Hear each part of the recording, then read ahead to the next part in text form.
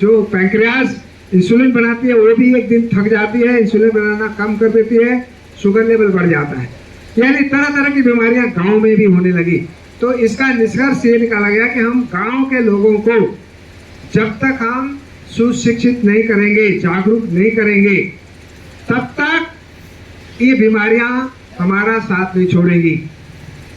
उसके लिए इफ्को ने एक अल्टरनेट उत्पादन किया है, नैनो तरल यूरिया और डीएपी सागरिका।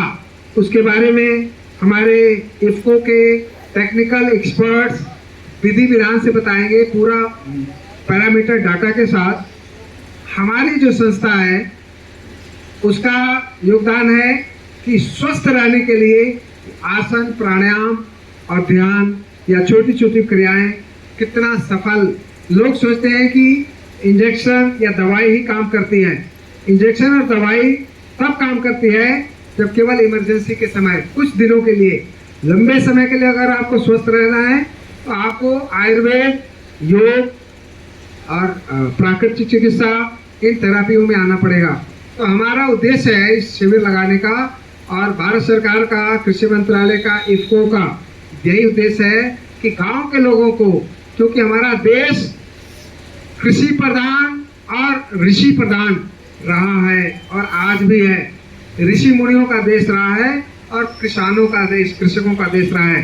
तो जब तक हम ऋषियों की विद्या, योग, आयुर्वेद को नहीं अपनाएंगे और कृषकों को सम्मान दे करके, कृषि प्रधान देश में कृषकों की आर्थिक, शारीरिक, मानसिक स्थिति को हम जब तक नहीं सुदृढ़ करेंगे तो हम स्वस्थ समाज की कल्पना नहीं कर सकते। उसी को ध्यान में रखते हुए एक स्वस्थ समाज का निर्माण करने के लिए यह जगह जगह हर जिले में आयोजन किया जा रहा है कि एक तो आसन प्राणायाम सबको करना चाहिए, योग सबको करना चाहिए, प्राकृतिक चिकित्सा का जीवन में जरूर अनुपालन करना चाहिए, सीख करके, समझ करके।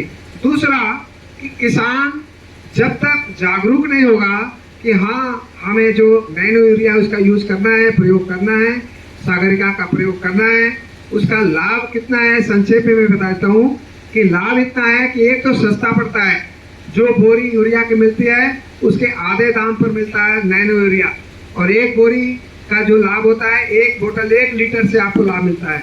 दूसरा, जमीन में जब आप डालते हैं तो जो जमीन के अंदर केवल खाद तो काम करती है, लेकिन उसका यूरिया का प्रभाव क्या होता है, मिट्टी के अंदर जो जीवाणु होते हैं, एक होते कीटाणु, एक होते जीवाणु, जीवांश, जो फसलों को मदद करते हैं बढ़ने में, स्वस्थ रहने में। वो जैसे केचुआ है वो तो दिखाई देता है, बहुत सारे जीव जंतु ऐसे होते हैं जो दिखाई नहीं देते हैं, सूक्ष्मदर्शी से देखा जाए, माइक्रोस्कोप से तब देख सकते हैं। तो जैसे यूरिया हम डालते हैं वो जमीन में ही रह जाती है और उन कीटाणुओं को, जीवाणुओं को, सबको मार देती है। उससे होता क्या है कि जो पावर, जो शक्ति, प्राकृतिक शक्ति थी मिट्टी की, वो समाप्त होकर के ऊसर जैसे हो जाती है।